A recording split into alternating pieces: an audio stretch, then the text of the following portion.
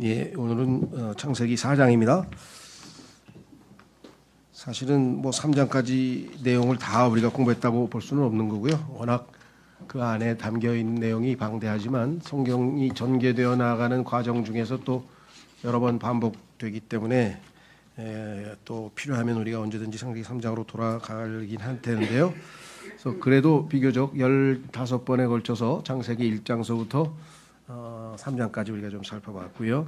오늘은 창세기 4장인데 창세기도 말씀드린 것처럼 조금 시간이 걸리는 부분은 11장까지인데 그렇다고 무한정 모든 걸 다 다룰 수는 없으니까 그 대신 조금씩 이 핵심적인 것을 좀 다루는데 오늘은 전체 창세기 4장 전체의 뭐랄까요 개요 또는 스토리를 한번 쭉 읽어가면서 살펴보겠습니다. 그래서 창세기 성경을 4장을 펴시고 창세기 4장을 좀 펴시고요. 그 내용을 한번 좀 천천히 요약해 보고 그 다음에 다음 주 하여간 또 주어지는 대로 좀 디테일한 부분 중에서 우리가 좀 자세히 살펴봐야 할 부분. 예를 들면 뭐 카인이라는 인물은 아주 독특한 인물이고 정말 인류에 있어서 적 그리스도를 예표하는 아주 대표적인 인물 중에 한 사람인데 반면에 아벨은 또 예수 그리스도를 예표하고 있다. 그래서 예수 그리스도와 아벨과의 관계만 해도 한 15가지 정도 비슷한 어떻게 아벨이 예수 그리스도와 연관이 있는지 좀 살펴볼 필요도 있는 것 같고요. 또 반대로 카인은 어떻게 또 적 그리스도와 연관이 있는지. 그래서 지금 이 두 사람이 단순한 두 사람이 아니라 어떻게 보면은 인류의 대표인데 카인은 소위 말하면 거짓 종교를 발명해내는 장본인이고 모든 거짓 종교의 우두머리고 반면에 아벨은 믿음으로 하나님 앞에 나선 올바른 하나님께 나아가는 올바른 경배자의 모습을 보여주기 때문에 하여간 두 노선이 여기서부터 이제 쫙 분리되어 나가죠. 그래서 창세기에서도 뒷부분에 가면 5장에도 아시다시피 이 아벨이 죽은 이후에 하나님께서 대신 아벨 대신에 준 셋의 노선 경건한 노선이 어떻게 그 후대가 이어지는지 그 역사가 또 진행되고 있습니다. 그래서 하여간 주어진 대로 조금씩 한번 좀 살펴보죠. 우선 창세기 4장에 보시면 핵심은 뭐냐면 죄의 기원으로부터 죄의 진행으로의 과정을 다루고 있다. 창세기 3장에서 이미 죄가 이제 시작이 됐죠. 세상에 죄가 들어와서 그 죄에 대해서 하나님께서 어떻게 처리하셨는지 첫 번째 타락에 대한 이야기는 지난번 15번째 성경 공부에서 우리가 좀 자세히 설명을 했습니다. 자, 그 다음에 이제 죄는 개인 안에서 가족 안으로 단순히 개인이 하나님께 죄를 지은 것뿐만 아니라 이제 가족 간에 지금 이제 소위 말하면 형제 간의 살인 사건이 벌어졌죠. 확장되었고 그 선악의 갈등 결국은 이제 달라진 두 개의 노선으로 분리가 돼서 마무리된다 그랬습니다. 자, 1장서부터 15절까지 1절서부터 15절까지 보면은 이 첫 번째 가정에 대한 얘기인데요. 우선 한번 전체적으로 차근차근 읽어가면서 한번 좀 필요한 경우 좀 설명을 하도록 하겠습니다. 1절서부터 7절까지 보면 사실은 이제 첫 번째 가정인 동시에 두 번째는 거짓 종교의 시작에 대한 내용이 나오는데요. 한번 주목해서 보겠습니다. 4장 1절 이후에 아담이 그의 아내 이브를 알았더라. 그러자 그녀가 임신하여 카인을 낳고 말하기를 내가 주께로부터 한 남자를 얻었도다 하였더라.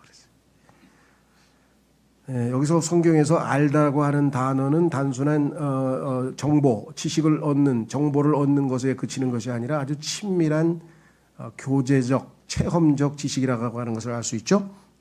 알았더라 했는데 아이를 낳았으니까 그게 얼마나 깊은 관계를 맺는 것인지를 우리가 알 수 있습니다. 그래서 성경에서 우리가 영원한 생명을 부여받은 목적, 하나님이 우리에게 영원한 생명을 주신 목적이 바로 하나님과 예수 그리스도를 알아가도록 하려 함이라 그랬을 때는 단순히 예수님과 하나님에 대해서 정보를 성경에서 얻으라는 얘기가 아니겠죠. 직접적으로 체험적으로 하나님과의 신앙 생활을 통해서 기도 생활을 통해서 동행하는 그런 체험적 신앙이겠죠.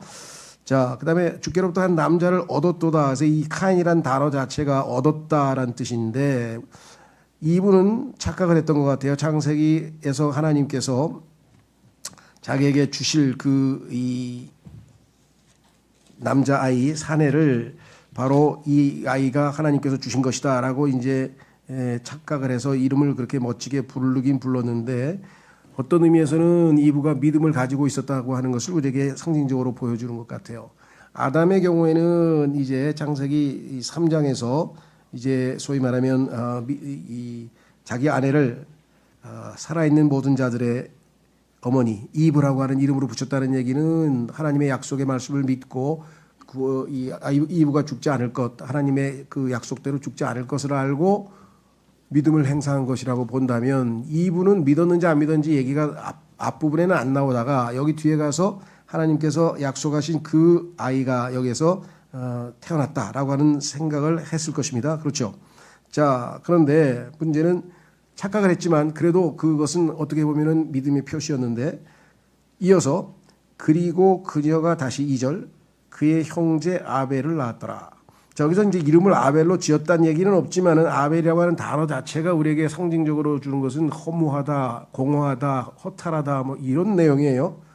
그러다 보니까 첫째 아들로부터 뭔가 큰 실망이 있었던 거 아닌가. 그렇다고 해서 이게 단정적으로 얘기하는 건 아닙니다. 왜냐하면 사람의 이름을 지은 것을 놓고 그것을 우리가 이 근거로 해서 뭐 사실처럼 해석할 수는 없지만 뭔가 암시는 한다라고 생각할 수 있습니다. 그렇죠? 예. 그래서 아벨이라고 하는 이름. 그래서 아까 제가 앞부분에서 좀 이렇게 썼습니다. 비록 그 교재로 가보시면 부모는 비록 에덴으로부터 축출당하긴 했어도 아직은 신적 약속에 의해 영향을 받고 있습니다. 이브가 바로 아들을 얻었을 때 획득했다, 얻었다 하고 기뻐했던 그것이죠. 역시 하나님에 대한 인식을 하고 있다는 것. 이는 카인의 출생 시 이브가 한 발언을 보면 짐작이 됩니다. 카인은 얻었다라는 뜻인데요. 그러나 둘째 아들의 이름을 아벨, 공호라고 지었다는 것은 어쩌면 벌써 첫째에게 실망하고 있음을 보여줍니다.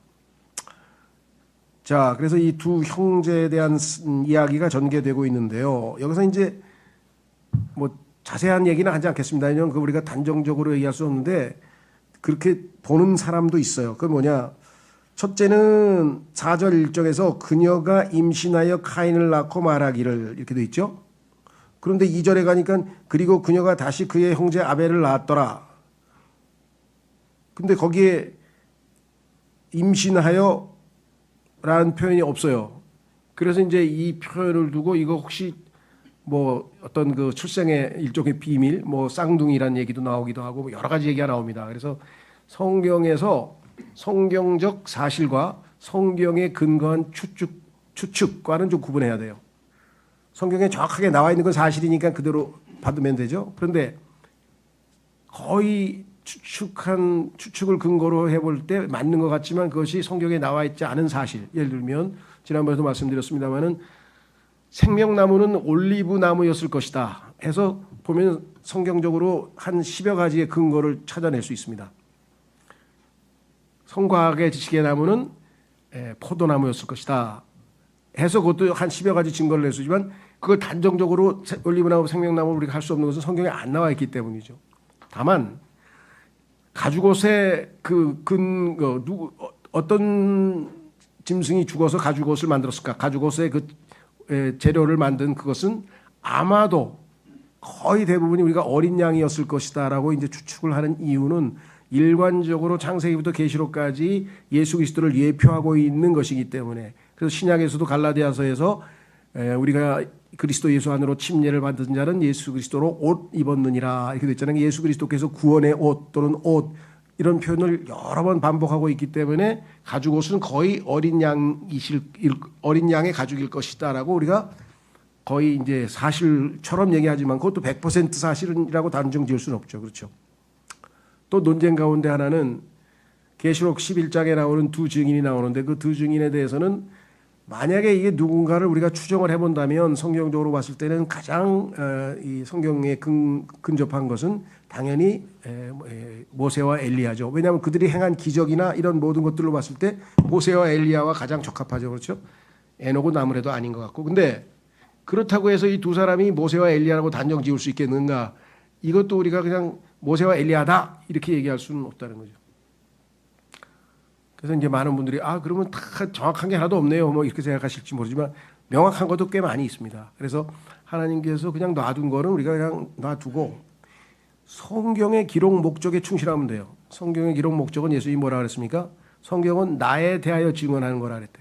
그럼 성경을 통해서 예수 그리스도가 어떠한 분이신가를 아는 것이 우리의 최종 목적이라고 한다면 뭐 디테일하고 자세한 것에 대해서 자칫하면 지적 호기심 때문에 그렇죠. 이거는 다 부연되는 아주 그 주종목이 아닌데 그러한 것들에 우리가 관심을 쓰다가 실제로 제일 중요한 예수 그리스도에 대한 것을 놓쳐버리면 안 된다는 거죠.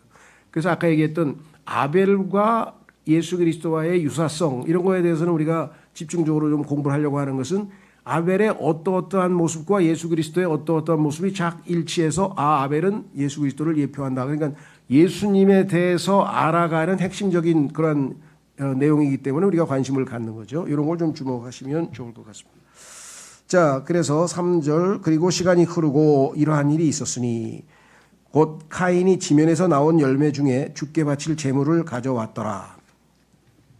또한 아벨 자신도 자기 양떼의 첩배 새끼들 중에서와 그것들의 살진 것들 중에서 가져왔더라. 이에 주께서 아벨과 그의 제물은 존중하셨더라. 자, 여기서 이제 중요한 거는 두 사람 다 하나님께 뭔가 다가가서 경배해야 된다고 하는 사실은 아마 부모님으로부터 제대로 배운 것 같아요. 그렇죠? 예. 그런데 여기 이제 문제는 뭐냐? 두 사람이 하나님께 나아가는데 그 4절 끝부분에 보면은 아벨과 그의 제물은 존중하셨더라. 여기서 이제 주목하셔야 됩니다. 제물에 초점을 맞추시면 안 돼요. 제물에 뭐 피를 드렸다 뭐 이런 얘기를 많이 하는데 그 말이 틀린 건 아니에요. 근데 성경에서의 기록 순서는 아벨의 제물에 관심이 있었던 게 하나님이 아벨에게 관심이 있었죠. 아벨. 그런데 아벨을 보시고 하나님께서 뭐라 그랬습니까? 히브리서에서 11장에서 믿음으로 하나님께 드렸다 그랬어요. 그러니까 하나님께서는 아벨의 마음에 있는 믿음을 보신 거죠. 그렇죠? 반면에 5절에 보면은 가인과 그의 제물. 카인의 제물에 하나님이 네가 농사지어서 노력했다고 네 자신의 인간적인 걸 가져왔느냐 뭐 이렇게 하신 건 아니고 일단 가인의 마음 자세가 하나님 앞에 믿음으로 나온 게 아니죠. 그렇죠? 그래서 믿음으로 더 훌륭한 제물을 바쳤다고 했으니까 제물도 연관은 있어요. 그런데 우선적으로 두 사람의 마음 자세를 먼저 살피고 그 다음에 우리가 제물을 봐야지 제물부터 들어가서 제물의 종류가 하나는 피가 있고 하나는 피가 없다 막 이렇게 해서 수학 공식 나누듯이 그렇게 해서는 안 된다는 거죠. 자, 그래서 우리는 이제 다시 교재로 좀 설명을 보시면 이렇게 씁니다. 두 형제는 함께 경배했지만 한쪽은 받아들여진 반면에 다른 한쪽은 존중받지 못했습니다. 그 이유를 히브리서에서 설명하고 있죠. 자, 그래서 우리가 성경 구절을 한번 좀 찾아보도록 하겠습니다. 예. 히브리서 11장 4절에 이렇게 기록했습니다. 이 두 사건을 성경이 성경으로 해석해 주잖아요. 그렇죠? 얼마나 정확합니까? 하나님께서 하나님의 말씀을 정확하게 해석해 주신다. 또한 너와 그 여자 사이에 또 너의 씨와 그녀의 씨 사이에 죄송합니다. 이제 창세기를 읽었네. 창세기 아니고 히브리서 11장 4절.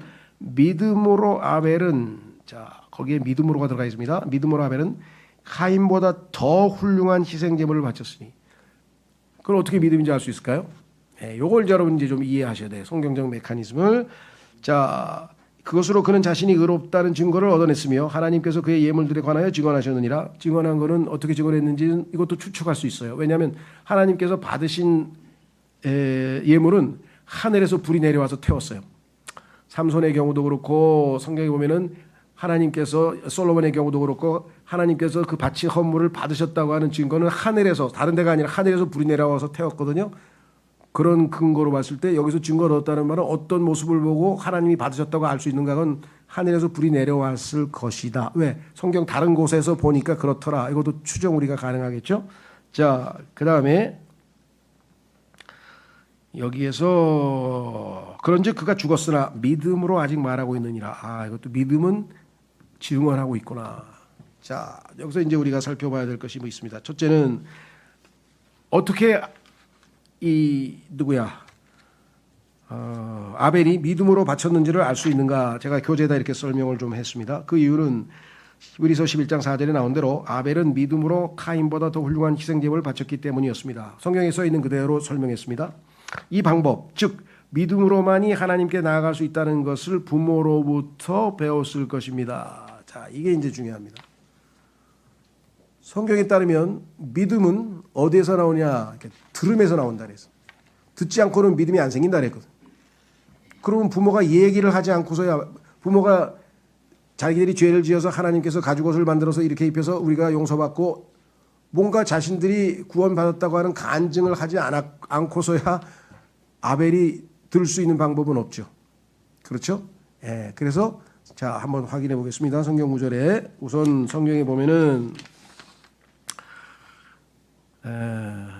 창세기 3장 21절에 보시면, 창세기 3장 21절에 보시면 주 하나님께서 아담을 위하여 또 그의 아내를 위하여 가죽들로 된 웃옷들을 만드시어 그들을 입히셨더라. 그들이 만들어서 입은 무화과 나무의 그것 옷은 하나님께서 인정하지 않고 하나님께서 제공하신 그러한 옷이 있었어요. 그렇죠? 그것으로 그들의 벌거벗은 것을 가리우고 하나님께서 억셉트 받아들이셨다라고 하는 것을 알게 됐는데, 즉 그들이 죄를 짓고 하나님의 저주하에 놓여 있었으나, 심판 아래 놓여 있었으나 하나님께서 그들을 찾아오셔서 그들에게 구원을 제공하셨다고 하는 이 모든 사건에 대해서 자녀들에게 다 전해 줬겠죠. 그렇기 때문에 로마서 10장 17절로 가시면, 로마서 10장 17절로 가시면 이렇게 써 있습니다. 그렇기에 믿음은 들음에 의해서 오며 들음은 하나님의 말씀에 의해서 오느니라. 그러니까 아벨이 믿음으로 하나님께 더 훌륭한 제물을 드렸다는 얘기는, 그럼 그 믿음의 출처는 어디냐? 그것은 아버지와 어머니로부터 하나님의 말씀에 대해서, 구원에 대해서 들었을 것이다 이거죠. 그렇죠? 자, 그 과정을 한번 좀 성경에서 좀 자세히 설명하고 있으니까 한번 좀 보겠습니다. 그 뭐랄까 메커니즘을 한번 보겠어요. 복음의 전달 과정 다시 한번 찾겠습니다. 로마서 찾아보겠습니다. 10장, 로마서 10장에 가면은 어떻게 우리에게 복음이 전달되고 어떻게 우리가 믿고 어떻게 구원을 받느냐, 그 과정이 잘 써 있어요. 로마서 10장. 로마서 10장은 성경에서 이방인들이 어떻게 복음을 받아들이는가에 대한 내용을 담고 있는데요. 상징적이죠. 왜냐하면 성경에서 10이라고 하는 숫자는 이방인을 나타내는 숫자잖아요. 우리가 십진법을 포함해서요. 자, 그래서 로마서 10장에 보시면 뭐라고 써 있는가 한번 확인해 보겠습니다. 로마서 10장. 자,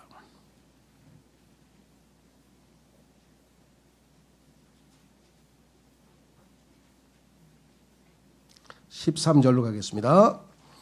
로마서 10장 13절에 이렇게 써 있습니다. 이는 누구든지 주의 이름을 부를 자는 구원받을 것이기 때문이라. 누구든지 주의 이름을 부르면 구원받는다. 자, 14절. 그렇다면 그들이 믿지 아니한 분을 어떻게 그들이 부르겠느냐? 주님을 믿지도 않는데 주님 구원해 주세요. 주님 살려주세요. 주님 도와주세요. 그럴 리가 없겠죠. 주님을 믿으니까 불렀을 거 아니냐. 그렇죠? 논리적으로 설명이 되죠. 그다음에 또한 그들이 들어보지 못한 분을 어떻게 그들이 믿겠느냐? 예수님은 이러한 분이시다. 하나님께서는 이러하신 분이시다. 우리를 저주하셨으나 우리에게 가죽옷을 만드셔서 죄 용서를 해주시고, 뭐 하나님이 어떠하신 분인지에 대해서, 예수님이 어떠하신 분인지에 대해서 들어야 믿지 않겠느냐, 이렇게 나와 있어요. 그래서 들어보지 못한 분을 어떻게 그들이 믿겠느냐. 또한 선포자 한 명도 없이 어떻게 그들이 듣겠느냐. 들으려면 누군가가 입을 열었어야 될 거 아니에요. 발설을 했어야 될 거 아니에요. 예수님은 십자가에서 죽으셨습니다. 이것이 여러분의 죄 때문입니다. 여러분 나와오십시오 하고 뭔가 예수님에 대해서 누군가가 선포를 했을 거 아니에요. 자, 선포자. 그래서 선포자 한 명도 없이 어떻게 그들이 듣겠느냐. 또한 그들이 보내심을 받지 않았는데 어떻게 그들이 선포하겠느냐. 하나님께서 보내셔서 그것을 선포하라고 했으니까 했지 자기 혼자 자기 마음대로 선포했겠냐. 그래서 보내심을 받은 자, 이거는 사도란 뜻이죠. 그러니까 사도 바울이 자기가 하나님이 보내셔서 그 보내심을 받은 자기가 복음을 선포했더니 그 복음을 들은 사람들이 마음으로 믿었고, 믿은 사람들이 주여 하고 주의 이름을 불러서 누구든지 주의 이름을 부르는 자는 구원을 받을 것이다. 부를 사람들은 구원을 받는다고 하는 하나님의 말씀의 약속대로 구원을 받은 것이 아니냐. 이렇게 나온 거죠. 그러면 믿음으로 아벨이 그 하나님께 다가갔다고 하는 것은 이러한 모든 과정들을 우리가 성경적 근거에 의해서 추정해 볼 수 있잖아요. 이러해서 이 과정을 거쳐서 아벨도 맞습니다. 하나님께 나아가려면은 가지고 다시 말해서 어린 양의 피가 필요하고 이런 걸 쭉 이해를 했어요. 그렇죠? 충분히 이해하고 알고 그 다음에 이제 믿음을 행사한 겁니다. 마음으로 믿어. 자, 성경에 보니까 지금 로마서에도 지금 그 13절 말고 밑으로 위로 올라가면 10절에 이렇게 써 있습니다. 이는 사람이 마음으로 믿어 의에 이르고 입으로 신하여 구원에 이르기 때문이다. 그래서 마음으로 믿어야 의에 이른다고 지금 분명히 되어 있죠. 예. 그 다음에 9절 로마서 10장 9절에 보니까 네가 만일 너의 입으로 주 예수를 시인하고 하나님께서 그분을 죽은 것들로부터 살리신 것을 너희 마음속에 믿는다면 너는 구원을 받으리라. 그러니까 구원의 조건은 마음으로 믿는 것이다. 여기에 이제 뭐라고 표현해야 되나요? 복병이 또는 함정이 좀 들어있네요. 여기. 너무나 쉽게 나 구원 받았어요? 예, 구원 받았어요. 어떻게 구원 받았어요? 예수님 믿었어요. 예수님 믿었어요? 어떻게 믿었어요? 예? 예수님 믿었어요. 그럼 그 메커니즘 좀 설명해야 될 거 아니에요. 그래서 적어도 그죠? 그래서 무엇을 믿었습니까? 그랬더니 무엇이라뇨? 예수님을 믿었다니까. 그러니까 예수님이 뭘 어떻게 해주셨는데 믿었는데요. 그건 잘 몰라요. 그냥 예수님 믿으라 그래서 믿었어요. 무조건 그렇게 나가면 곤란한 얘기죠. 예. 그래서 성경에 보니까 마음으로 믿어, 그죠? 믿으면 구원받는다고 했는데 그 마음이 무엇이냐? 최근에 엊그저께인가 책 봐야 했더니 어떤 목사님이 일주일 내내 그 자기네 수련회인지 아니면 뭐 특강을 했는지 사람의 마음이 무엇인가 하고 해서 그 특강한 걸 책으로 냈더라고요. 그래서 내용은 뭐 100% 만족할 수는 없지만 그래도 이런 주제를 다루었다는 것 자체가 굉장히 의미심장했어요. 왜? 성경에서 제일 중요한 테마 중에 하나가 뭐냐면 마음이거든요. 마음이라는 단어는 성경에 이 하트라는 단어가 800번이 나와요. 800번 이상이 나와요, 성경에. 그리고 왜 이렇게 이게 중요하냐? 우리가 구원을 받는데 마음이라고 하는 수단이 동원돼야 돼. 마음으로 믿어야 구원을 받아. 그럼 이 마음이 얼마나 중요한 거예요. 그 다음에 뭐예요? 마음으로 믿음으로 주님을 섬기고 신앙생활을 해. 주님 오실 때까지 우리는 계속해서 마음으로 주님과 주님의 말씀을 믿어야 돼. 오늘 얼마나 마음이 중요해요. 그렇죠? 그렇죠? 자, 그래서 잠언 4장 23절에서 뭐라 그랬습니까? 무릇 지킬 만한 것은 사람의 마음이다. 이게. 사람이 마음을 잃어버리면, 마음을 상실하면, 그래서 우리 얘기잖아요. 야, 좀 제발 마음 좀 잡아라. 너 왜 그러니 요즘에? 왜 이 모양이야? 마음을 안 잡으면 뭐예요? 만사하고 뭐고 다 아무것도 안 하기죠. 근데 마음은 그래도 붙들고 있으면은 위기 상황에서도 어떻게든지 이겨나가잖아요. 그러니까 지킬 만한 게 마음이다. 이게 사람의 마음. 왜? 인생의 문제가 여기에서 나옵니다. 인생의 문제가 여기서 나옵니다. 인생의 모든 문제는 결혼, 이혼, 살인, 도둑, 강도질, 이민 간다, 뭐가 됐든지 간에 인간이 마음에 뭔가 결정을 내려면은 마음에 생각을 하고 그 다음에 행동을 옮겨야 돼요.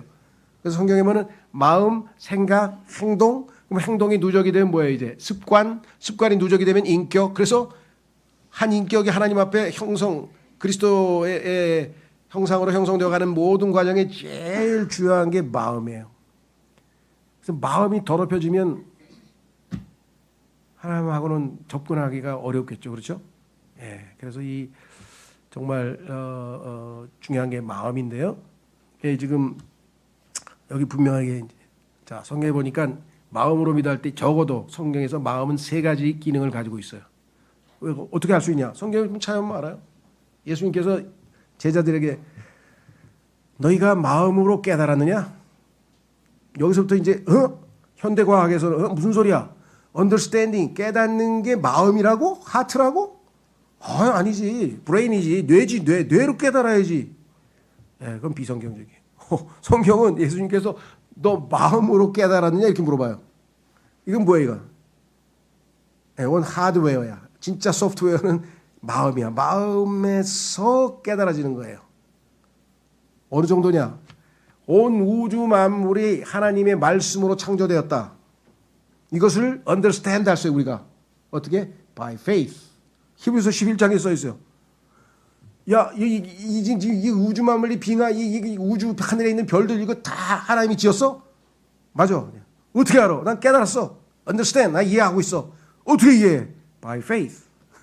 믿음으로. 성경에 하나님 그렇게 써놓으셨어요. 그 하나님 말씀을 믿으니까 다 이해가 돼. 아니, 전능하신 하나님이 그거 하나 못하시겠어요? 그렇죠. 예. 그래서 이해를 해야 돼. 하나님의 말씀에 마음으로 믿으면 이해가 돼. 아, 왜 온 우주 만물을 창조하신 그 어마어마한 거대한 신이 이 제일 미미한 행성인 지구에 와가지고 인간의 몸으로 찾아와가지고 그것도 그냥 온갖 모욕을 당하고 온갖 수모를 당하고 아니 왜 저렇게 고생을 하다가 그것도 자기 죄도 아닌데 죽어야 될까? 자, 이 땅에 인간으로 오셔야 되는 그것도 이해를 해야죠. 왜?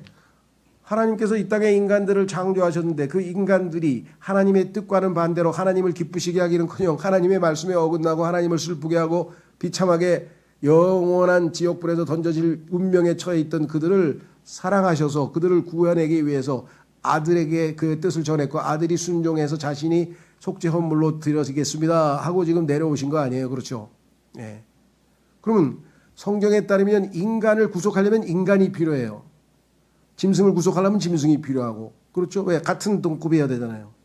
그러면 하나님께서 인간을 대신해서 할 수는 없잖아요. 그러니까 하나님께서 인간으로 오셔야만 인간을 대체하는 속죄 헌물이 될 수 있겠구나. 이게 이해가 돼야 되는 거예요. 그렇죠? 제가 모르겠어요. 지금 오래전에 한두 번 했는데 기억하시는 분들이 계실지 뭐 거의 없을지 모르겠는데 미국에서 그 소위 말하면 복음 집회가 열렸어요. 하버드 대학에서. 하버드 대학교에서 그 각종 종교 설명회가 있어가지고 첫날은 뭐 힌두교하고 둘째 날은 뭐하고 이제 한 번은 이제 복음 소위 말하는 기독교가 뭐냐, 진리가 뭐냐, 뭐 복음이 뭐냐, 뭐 이래가지고 착 해가지고 이제 강사가 와서 설명을 다 했어요. 근데 인도 사람들은 굉장히 종교에 관심이 많거든요. 온갖 종교에 관심이 많아. 인도 사람들이 자체가 좀 종교적이야 그 사람들이. 네, 그래서 야, 요 기독교 미국이 기독교 국가라는데 기독교 신자는 도대체 뭘 믿는 건지 한번 좀 보자. 교회는 가기 싫지만 아이고 하버드 대학교에서 특강을 한다는데 내가 왜 안 가? 그러니까 다 들었어. 고개가 끄덕끄덕 하는데 한 가지가 도저히 이해가 안 가는 거야. 그래서 갸우뚱하면서 이제 하숙집으로 돌아가는 거야. 이제 척척 그거 아니야, 말이 안 돼. 아니야, 말이 안 돼. 막 이러고 가다가 갑자기 가보니까 그 공사하는데 길에 막 도로 공사를 하는데 큰 이제 뭐 쇳덩어리를 단 무슨 이제 중장비가 있는데 그 쇳덩어리가 이제 막 탁 내려오고 있는 거예요. 붕 하면서 땅을 막 내리쳐가지고 가려고 이렇게 평평하게 하려고 그런가 봐. 아이고 거기 보니까 그냥 개미가 뭐 그냥 수천 마리가 바글바글 되는 거예요. 근데 이 사람은 인도 사람이야, 힌두교야. 살생을 하면 안 돼. 근데 이거는 한 방에 그냥 수천 마리의 개미가 그냥 졸하게 생겼어. 속이 타는 거야. 아이고 안 되는데 막 희한한 사람 다 있죠. 예. 근데 인도 사람은 살생을 하면 안 되잖아. 그래가지고 그냥 막 이러고 있는데 아니나 그냥 탁. 근데 그 순간 그냥 번쩍 하는 거예요. 아 그래. 신은 인간이 될 수밖에 없어. 아 가만히 되겠다. 돌아가서 그 강사한테 가서 예수님 믿고 거듭난 간증이에요. 그게 왜 그러겠을까요? 자기가 내가 개미였더라면 개미의 언어로 도망가 죽는다. 야 죽어 도망가 하고 그냥 큰 외쳐가지고 그냥 어떻게 해서 도망가게 했을 텐데. 아니 난 인간이니까 인간 말로 해가 개미가 알아들 수가 있어야지. 그래서 그 온 우주 만물을 창조한 위대한 신이 인간의 몸을 입고 와가지고 이 땅의 죄인들을 구속하고 구원하려면은 너희들은 죄인이야. 하나님께로 와서 예수 그리스도를 믿고 구원받아라 하고 인간하고 인간의 언어로 소통하기 전에는 구원을 이룰 수 없다는 걸 한 거예요. 그래서 이 사람은 그 성육신의 신비를 그렇게 해서 깨달은 거예요. 하나님께서 깨닫게 해주신 거예요. 뭔가 이 사람 마음속에 뭔가 올바른 갈망이 있었던 것 같아요. 그렇죠. 인간을 구속하려면 인간이 대신 죽어야지. 나는 인간이야. 그러면 나를 대신해서는 나는 죄인이고 죄 없는 인간이 내 죄를 뒤집어 써야 돼. 그럼 죄 없는 인간이 하나 필요하잖아. 근데 온 우주에 의인은 없나니 단 한 사람도 없다. 죄 없는 인간이 한 명도 없어. 하나님께서 대속물로 쓰려고 그러는데 대속물이 하나도 없어. 그 하나님의 애타는 마음을 읽고 아들이 아버지 제가 가겠습니다. 그 가신 거 아니겠어요? 네. 그래서 이 사람이 그 간증을 한 거예요. 인도 청년이. 왜? 자기 생각으로는 그 온 우주만을 정말 어마무시하고 위대한 그 주권자가 이 말구 위에서 태어나가지고 이게 말이 되냐? 이게 이해가 안 간다 이거죠. 근데 그 순간에 깨달았어요. 자, 그래서 understand 이게 복음을 정확하게 깨닫지 못한 사람은 성육신을 깨닫지 못하고 왜 예수님이 셋째 어머니 된지 못하고 왜 예수님이 죽음이 나를 대신한 죽음이고 이해를 못한 사람이 예수라는 분이 한 분 계신데 그분이 너를 너무너무 사랑해가지고 막 그냥 수염이 뽑히고 침뱉음을 맞고 막 두들겨 맞고 피가 흘리고 그냥 이게 다 너를 사랑해서 그런 거야. 한국 사람들은 막 그 얘기 듣고 너무 감동해가지고 와, 어떻게 나 같은 자를 이렇게 사랑했냐고 예수님. 그 나중에 언제 교회가 근데 왜 하나님이 인간이 되셨어요?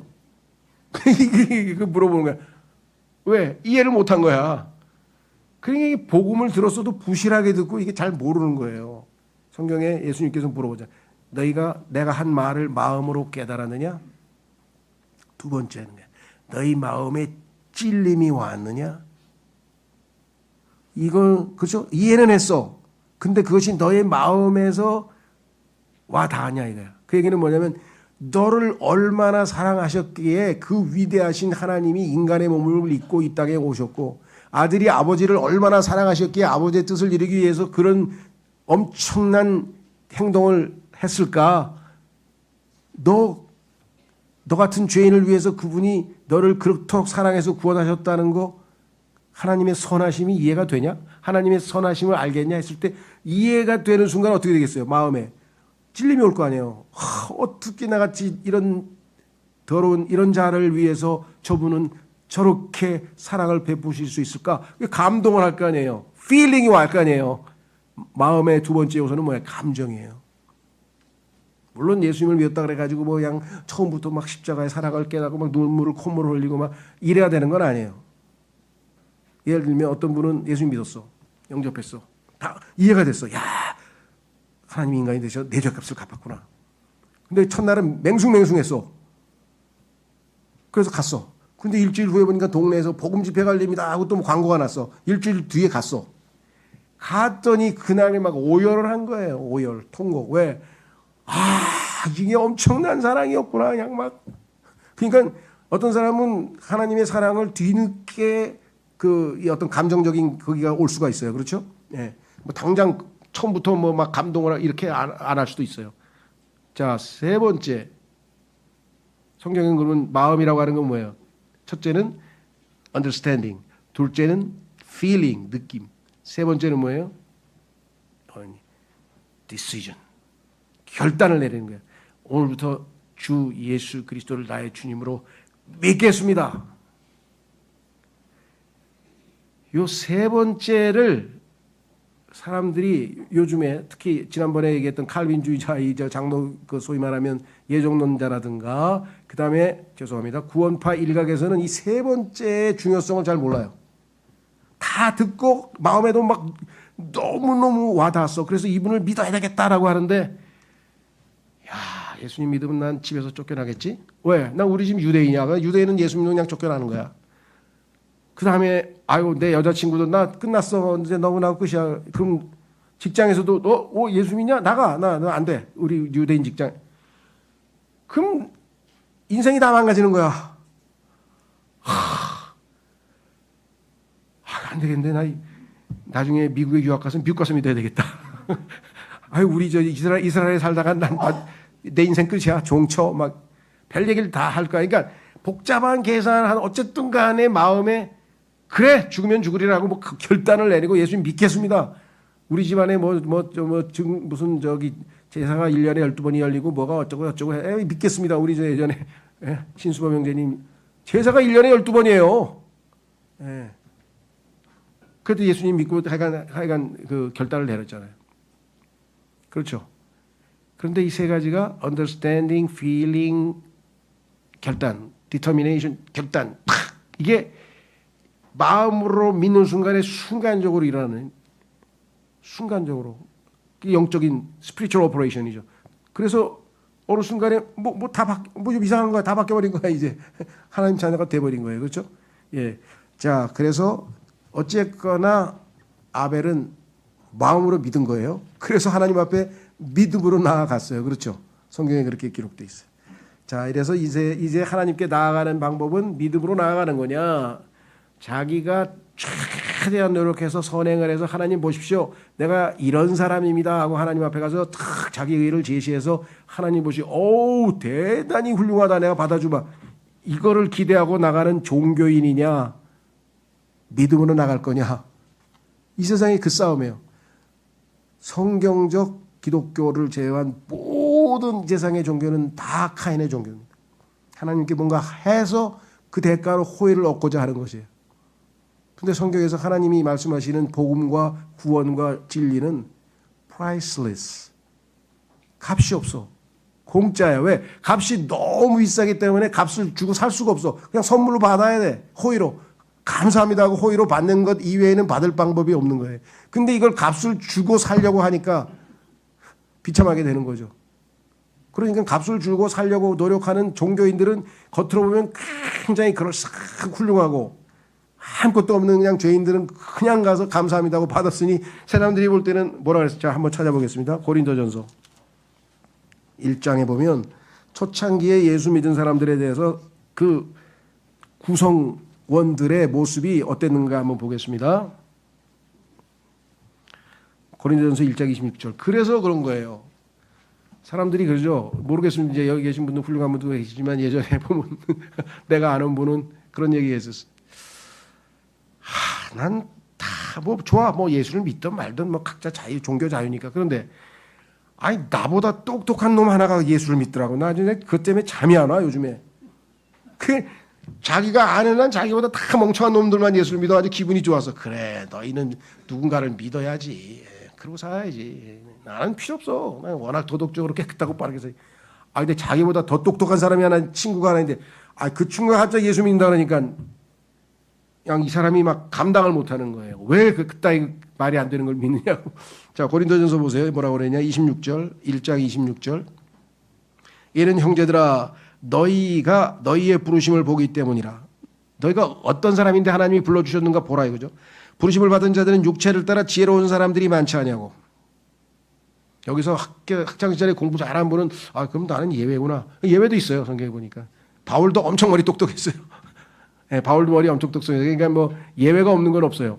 예, 그러나 평균적으로 봤을 때 대부분 별 볼 일 없는 사람들 대부분. 그렇죠? 그 다음에 막강한 자들도 많지 아니하고. 그렇잖아요. 예. 뭐 권력 있는 사람 여기 뭐 장관 이상 해본 사람 별로 없잖아요. 그 다음에 고귀한 줄도 많지 아니하니 모르겠어요. 이제 왕족 출신 있는지 잘 모르겠는데. 자, 그러나 하나님께서 지혜로운 자들을 당혹스럽게 하시려고 세상의 어리석은 것들을 선택하셨는데 왜 하나님께서 세상의 어리석은 사람들에게 예수님을 믿을 마음을 주셔서 예수님 믿겠는가?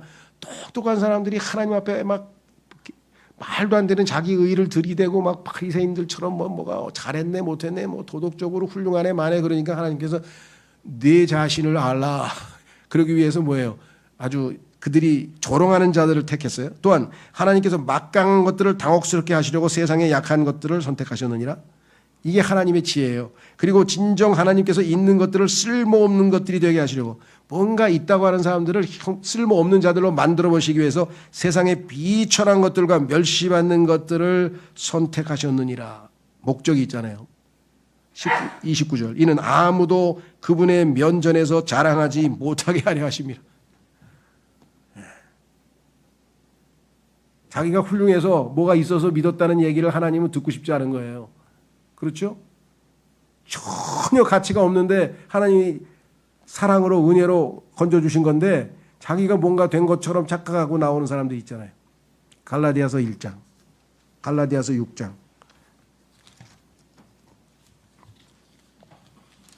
문제는 저는 전혀 아무것도 아닙니다. 하나님 정말 아무것도 아닌 자를 건져주셔서 감사합니다. 자비로 구원받았습니다. 은혜로 구원받았습니다 하고 처음에 출발은 잘했는데 조금 가더니 가만있어 야 나보다 성경 많이 하는 놈 나와봐 한번.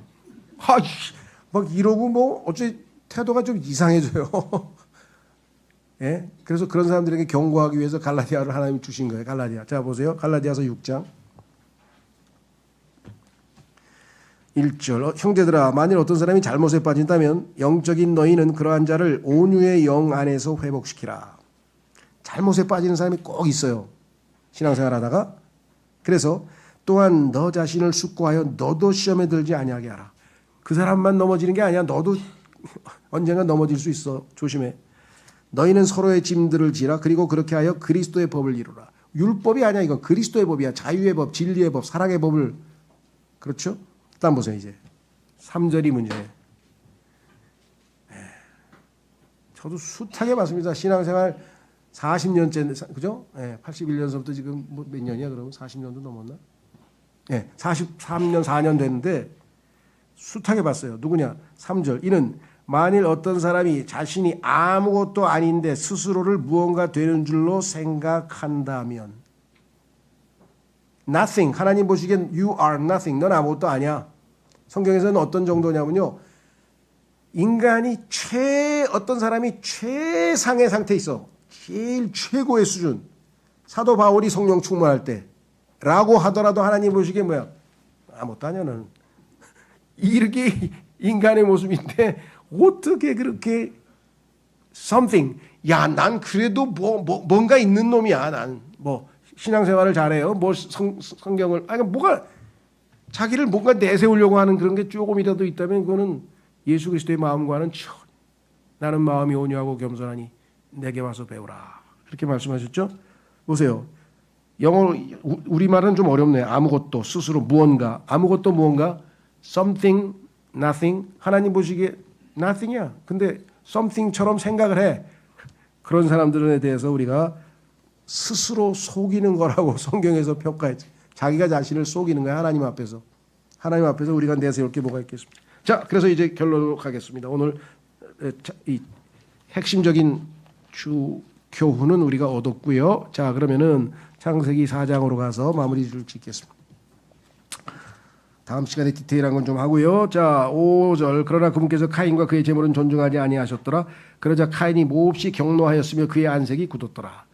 하나님 앞에 마음이 비뚤어진 사람은 이런 결과를 이런 모습을 보입니다. 이에 주께서 카인에게 이같이 말씀하셨느니라. 어찌하여 내가 경노하며 어찌하여 너의 안색이 굳어지느냐. 다 알고 계시죠? 자, 그다음에 중요합니다. 기회를 주셨어요. 만일 내가 제대로 행한다면 내가 받아들여지지 않겠느냐? 네가 네 아버지한테 들은 대로 어머니한테 들은 대로 네 동생이 한 거하고 똑같이 양을 가지고 와서 너는 죄인입니다. 내 죄를 이 양에게 다 전가시킵니다 하고 안수하고 너의 죄가 다 양에게 안수됐으면 이 양이 죄를 대신해서 죽습니다. 그 양을 죽이고 그 양의 피를 바쳐서 아벨처럼 믿음으로 네가 나오면 내가 너를 왜 안 받아주겠느냐. 그러나 만일 내가 제대로 행하지 않는다면 죄가 문 앞에 기다리고 있는 하나님을 거부하면요 죄가 얼씨구나 좋다고 그 자리에 와가지고 우리를 잡아먹어요. 그런즉 너에게 그의 열망이 있으리니 너는 그를 다스릴지니라. 죄를 네가 다스려야지. 죄에게 말려 들어가서 종되는 건 네가 결정하는 문제다 이 말. 이후에 카인이 그의 형제 아벨과 대화하였더라. 그러다가 이러한 일이 있었으니 그들이 들에 있었을 때 카인이 자기 형제 아벨을 대적하여 들고 일어나서 그를 살해하였더라. 죄가 점점 악화되고 있죠. 이윽고 주께서 카인에게 말씀하시기를 너희 형제 아벨이 어디 있느냐 하셨느니라. 이에 그가 말씀드리기를 저는 모르나이다. 제가 저의 형제를 지키는 자이니까. 야, 이건 처음에는 폭력을 행사했어. 살인을 했어. 그러더니 이제 신문을 봤는데 거짓말을 또 했어. 폭력, 거짓. 이게 지금 거짓 종교의 열매들입니다. 결과입니다. 그렇죠. 자, 그러자 그분께서 같이 말씀하셨는데 내가 무엇을 행하였느냐. 너의 형제의 피의 음성이 지면에서부터 나에게 부르짖느니라. 히브리서에도 보면은 하나님께서 이 피의 음성을 듣는다 그랬어요. 나중에 성경에 보면요. 피는 말하고 있다. 이것도 유명한 제목으로 설교 한번 할 수도 있어요. 성경에 보니까 지금 이 하마스를 포함해서 중동 지역에 엄청나게 무고한 사람들이 피를 흘리는데 그 무고한 사람들의 피는 피로써 깨끗해진다는 거예요. 거기 다시 한번 엄청난 사람이 죽어야 돼요. 지금 흘린 피를 씻으려면은 잘못해서 죽은 사람도 있겠지만 무고한 사람의 피는 반드시 그 피로만 깨끗해진다고 하나님이 정하신 법칙이 있어요. 그래서 마지막에 그곳이 세계 제일 마지막 인류의 세계 대전이 벌어지는 이유가 그 이스라엘 땅에서 벌어지는 이유가 바로 그 이유입니다. 자, 그 다음에 뭐라고 얘기했나 보세요. 11절 그런즉 이제 너는 땅으로부터 저주를 받나니 너의 손에서 너의 형제의 피를 받으려고 그 땅이 그녀의 입을 벌렸느니라. 창세기에서는 땅이 저주를 받았어요. 그런데 여기는 이제 땅으로부터 네가 사람이 저주를 받았어요. 그래서 12절 내가 토양을 경작할 때면 앞으로는 토양이 그녀의 힘을 너에게 내어주지 않으리라. 너는 땅에서 도망자와 방랑자가 되리라. 여기서 하나님께서 이 땅의 죄인들의 정체성을 죄인들은 누구인가? 도망자. 뭐로부터 도망합니까? 모든 좋은 것으로부터 즉 하나님으로부터 도망가고요. 진리로부터 도망가고요. 그렇죠. 그 다음에 또 뭐로부터 도망가면 율법으로부터 도망가고 하여간 자신에게 유익한 모든 것으로부터 지금 도망을 치고 있는 거예요. 도망자. 두 번째 방랑자. 떠돌이. 목적지가 없어요. 그냥 발길 닿은 대로 아무데나 가는 거 아무데나. 떠돌이별처럼. 자, 그런데 베드로전서에서는 뭐라 그랬습니까? 또 히브리서에도 우리 그리스도인은 도망자 대신에 타국인이라죠. 타국인. 외지 사람, 스트레인저. 원래 소속이 하늘나라 소속이니까 여기가 우리는 외지예요. 외지. 타국 사람. 그렇죠? 소속이 하늘나라다 보니까 셋째 하늘이다 보니까 두 번째는 우리는 나그네는 나그네야. 이 땅에 뿌리 박고 살진 않아. 그러나 우리는 목적지가 있어. 그것을 방랑자라고 하죠. 그렇죠? 그러니까 우리는 죄송합니다. 방랑자가 아니라 순례자. 예. 그래서 도망자와 방랑자 대신에 우리는 타국인과 순례자라고 하는 새로운 아이덴티티를 얻었다. 그렇죠? 이 땅에서 뿌리박고 살진 않습니다. 언제든지 주님 오시면 갈 준비를 하고 기다리고 있습니다. 그러나 목적지는 셋째 하늘을 향해서 주님을 따라서 계속해서 가고 있습니다. 13절 그래서 제가 카인이 주께 이같이 말씀드렸더라. 저의 형벌이 제가 감당할 수 있는 것보다 더 과중하나이다. 보소서 당신께서 이날에 땅의 표면에서 저를 몰아내셨나니 저는 당신의 얼굴로부터 숨겨질 것이며 하나님의 얼굴로부터 숨겨졌다. 이게 성경에서 큰 심판의 방법이에요. 하나님께서 구약에도 이스라엘 백성들에게 뭐라고 얘기하냐면 내가 나를 너희로부터 숨기리니 내 얼굴을 숨기겠다. 하나님의 얼굴을 보는 순간 모든 사람들은 뭐예요? 두려워 떨든지 아니면 그냥 안도감에 젖든지. 그렇죠? 야, 저 하나님이 나랑 함께 하시는구나. 이제 됐다. 그렇죠? 어린애는 엄마 아빠가 나타나면 아유 이제 됐네. 안 무서워 이렇게 될 텐데 반대인 사람은 죄를 지은 사람은 엄마 아빠가 나면 아이고 이제 맞아 죽었다 나는. 엄마 아빠한테 맞아 죽었다. 이렇게 차이가 돼 있죠. 자, 저를 발견하는 모든 자마다 저를 살해할 것이옵니다.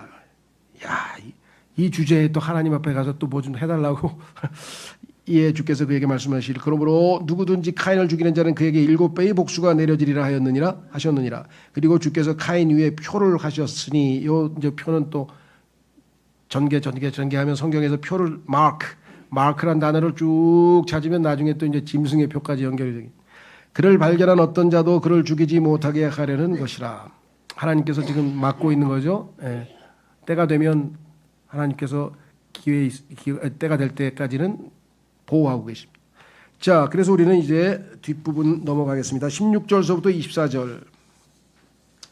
아까 그 내용 중에서 끝부분에 읽겠습니다. 카인의 경노야말로 그의 경배는 경건의 형체만 있을 뿐 능력은 없었던 것입니다. 라고 디모데후서 3장 5절을 인용해서 설명을 했는데요. 디모데후서 3장 5절에 아까 말씀드린 대로 이렇게 써 있죠. 그들은 경건의 형체는 있으나 경건의 능력은 부인하리라. 이런 자들로부터 돌아서라. 이렇게 말씀을 했죠.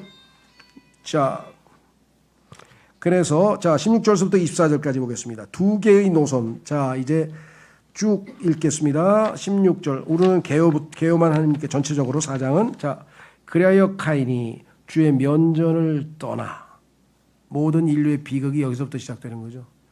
그래서 인류의 회복의 첫 단계는 뭡니까? 하나님을 향하여 회개하는 거예요. 돌아오는 거예요. 떠났잖아요. 가버렸잖아요. 하나님으로부터.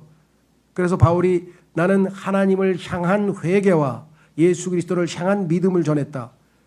하나님으로부터 멀리 떠나버린 사람들을 하나님께로 돌이켜 돌아오게 하는 것을 성경에서 회개라고 하고, 돌아온 다음에 예수 그리스도를 믿으면 구원을 받는다.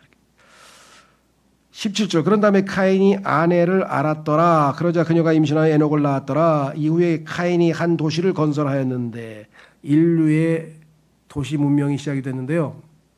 그 도시에 관해서 오늘날 정말 뭐랄까, 인류의 모든 네거티브, 부정적인 요소와 현상들이 전부 이 도시에 집중되어 있습니다.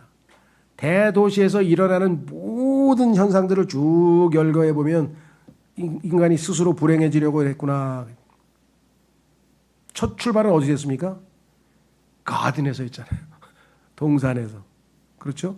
그 하나님께서 원래 의도는 인간은 husband는 남편이란 단어, husbandry, 농사꾼이라는 농사, 가든지기, 가드너잖아요, 가드너. 그런데 스스로 이 도시를 만들어 가지고 이 도시 문명은 어떻게 됐는가? 이사야서 보면은 요 사람들이 하나님께서 그 뜻과는 반대로 다닥 붙어서 아파트를 지어서 들러붙어서 살 것이라고. 그럼 뭐예요? 인간은 들러붙으면 어떻게 됩니까? 바벨탑을 쌓아요. 들러붙으면 뭉쳐서 나쁜 짓을 해요. 인간들은 모이면 거의 다 좋은 일보다는 나쁜 짓을 합니다. 일진회가 됐든 뭐가 조폭이 됐든 뭐가 됐든 간에 하여간 모였다 하면은 하여간 나쁜 짓을 하도록 돼 있어요. 그래서 하나님께서 흩어놔서. 바벨탑은 하나님께서 심판이라기보다는 어떤 의미에서는요, 인간이 죄를 짓지 않도록 다 넓게 흩어놨잖아요. 아니면 한꺼번에 몰살할 뻔했죠. 자, 그래서 도시를 건설하는데 그 도시의 이름은 그의 아들의 이름을 따서 에녹이라 불렀더라. 그리고 나서 에녹에게 이랏이 태어났더라. 그리고 이랏은 무후야엘을 낳았고, 무후야엘은 무두사엘을 낳았으며, 무두사엘은 라멕을 낳았더라. 라멕을 낳기까지의 사람들의 이름에 보면 엘자가 붙었는데, 엘은 하나님을 나타내잖아요. 엘로힘, 엘. 그래서 여전히 아직 좀 희미해지는 거죠. 하나님에 대해서 여전히 뭔가 기억하고 있는 사람들은 사람의 아들들의 이름을 그래도 하나님과 관련된 이름들을 지었다가 드디어 19적에 와서 어떤 일이 벌어졌느냐. 여러분 생각에는 뭐 요즘에 뭐 이거 아무것도 아니잖아. 예. 근데 이게 인류의 첫 번째 도덕적 타락에 있어서의 핵심적인 요소예요. 그 뭐냐? 하나님께서 그죠? 한 남자와 한 여자가 결합해서 한 육체가 되라 그랬는데, 아내를 또 얻은 거예요. 자, 여기서부터 이제 엄청난 균열이 생깁니다. 그런데 라멕은 두 명의 아내들을 자신에게 취하였더라. 한 명의 이름은 아다였고 다른 이름은 질라였더라. 그리하여 야다는 야발을 낳았더라. 그는 천막들에 거하는 자와 가축들을 보유하는 자들의 조상이 되었더라. 이거 다 유목민들이죠. 이제 소 키우고 말 키우고 무슨 양 키우고 이런 사람들이에요. 그리고 그의 형제의 이름은 유발이었으니 그는 하프와 오르간을 다루는 모든 자들의 조상들이었더라. 요즘 말은 아닌가? 예전에 우리는 이런 사람들을 딴따라라 그랬는데, 딴따라. 이게 오락, 소위 말하면 이제 즐기는 사람들이 문화가 생겼고요. 세 번째 22절. 그리고 질라 그녀 역시 투발카인을 낳았는데 놋과 철을 다루는 모든 장인들을 저마다 가르치는 자였으며 투발카인의 누이는 나아마였더라. 성경에서 또 이제 놋과 철을 쭉 찾아서 창세기부터 계시록까지 가면은 99.99%가 네거티브야. 다 나쁜 것과 연관이 돼 있어요. 좋은 거가 연관하는 게 하나도 없어. 철과 놋. 특히 놋은 성경에서 심판을 나타내잖아요. 자, 그 다음에 이후에 23절. 라멕이 자기 아내들에게 이같이 말하였더라. 아다와 질라여 나의 음성을 들으라. 너희 라멕의 아내들이여 나의 이야기를 경청하라. 막 멋진 시를 썼네. 마치 로마에 불을 지르고서는 영감을 받아서 시를 읊었다고 하는 이 로마 그 누구 황제입니까? 그게 네로 황제처럼 이런 사람들이 있었어요. 이는 내가 나에게 부상을 입힌 남자 한 명을 살해하였으며 나에게 손상을 입힌 청년 한 명을 죽였기 때문이라. 자기가 살인하고 죄 지은 거를 막 자랑스럽게 시를 읊었으니 뭐 네로와 다를 바가 없지. 만일 카인을 위하여 7배의 복수가 가해진다면 참으로 라멕을 위한 복수는 77배가 가해지리라. 이게 무도하기 짝이 없어요. 자기가 하나님이에요? 뭐 죄값을 자기가 자기 마음대로 정해. 자, 그래서 결국은 우리는 다음 시간에 좀 디테일한 문명을 살펴보겠습니다. 요약은 이렇게 했습니다. 자, 교재로 가시면 인생은 가족에서 시작해서 사회로 확장됩니다. 드디어 이제 점점 부족 사회로 갑니다. 카인의 노선은 영적 활동과 무관한 방향으로 기웁니다. 도시건설, 주거지, 일부 다처제, 농업의 시작, 음악, 산업 등등 지상의 문명이 카인의 노선을 따라 발전되어 왔음은 매우 의미심장합니다.